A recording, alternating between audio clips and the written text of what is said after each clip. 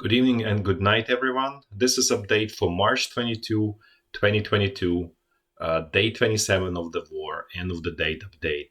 As always, we're gonna do in a clockwise fashion, and we'll start from north in Kyiv, and then go towards east, then south, and then kind of return west back. Let's first look what's going on here. On the western side, it actually was relatively quiet day, just positional fighting, no major land gains or losses, so things stable there. On the eastern parts, things start to pick up slightly, and what that really means is that mayors and administration of towns of Brovary and Boryspil has requested citizens or residents to leave, to evacuate as soon as possible. So apparently, Russian troops are preparing to launch their major attack towards Brovary and then also Boryspil. Boryspil is important also because it's a main international airport for Kyiv. So, but otherwise, just positional fighting in Kyiv, nothing really major here.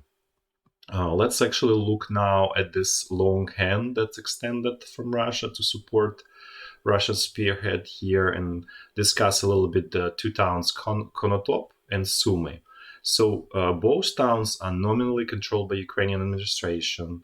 There's, per our knowledge, no formally Russian troops, but they kind of like blocked from outside by Russian troops.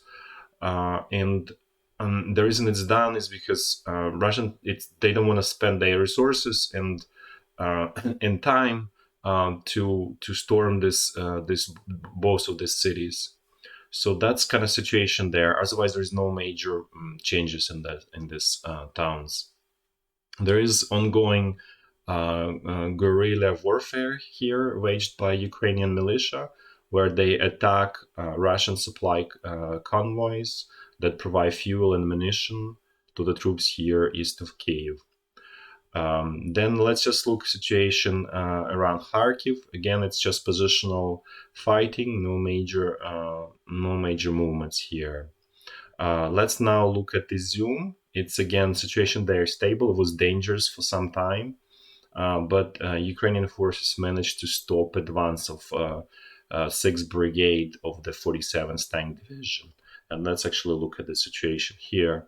So Russian forces captured northern part of Izyum, and the southern, this kind of peninsula, is controlled by Ukrainian troops. And the advantage of the southern part is that it commands high ground, so you obviously see further your enemy, and you can launch artillery attacks and multiple rocket launcher attacks and so on.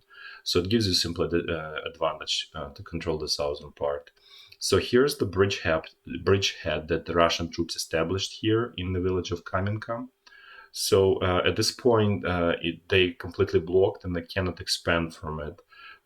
But we do think it's just a question of time when they try to build either a new bridgehead and try to do the same, or they may transfer enough to build up enough troops in this one to be able to try to break out attempt from this bridgehead.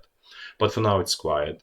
So other places where there is ongoing fighting is this town of city of Severodonetsk, which is major industrial city. So there's just ongoing positional fighting there, and it's obviously pretty fierce. Then there is another town called Positional, where it's again heavy fighting going on.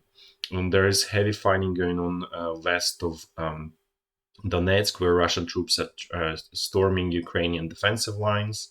So far, they holding, and Russian troops suffering heavy casualties there. Now let's look actually at situation in Mariupol.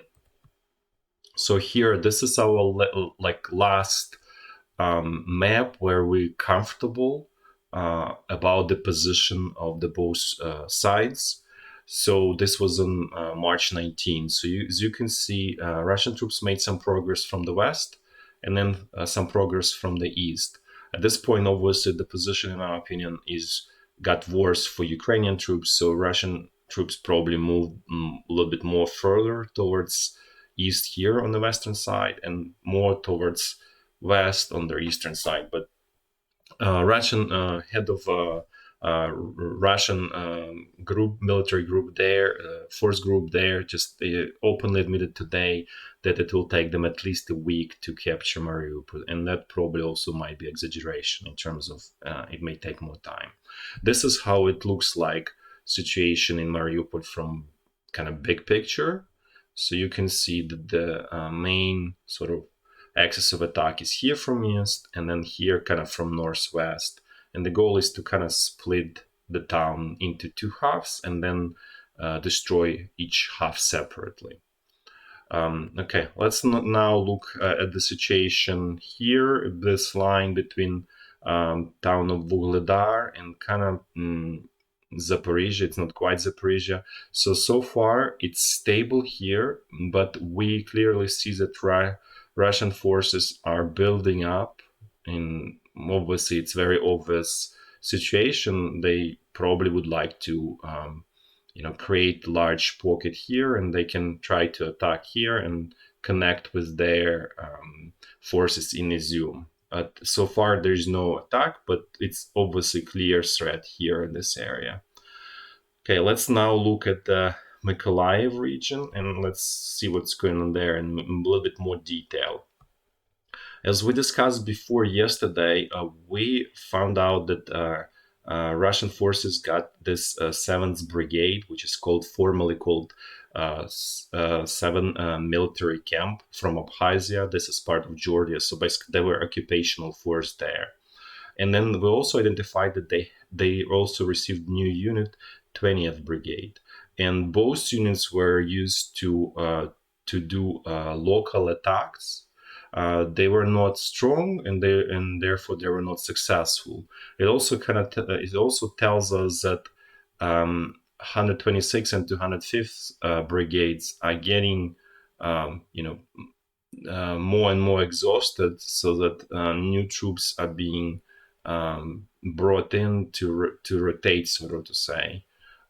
Here, the situation is very stable. This is just sort of expeditionary or small scout groups of Russian forces. They're not really meaningful there. They kind of like there to establish kind of bridgehead here for the future arrival of the main troops. So this is nothing should not be considered as like any kind of threat here in this area. So far they stay kind of in this area contained, and we'll see what happens next there. Thanks for listening again. Until tomorrow. Bye-bye.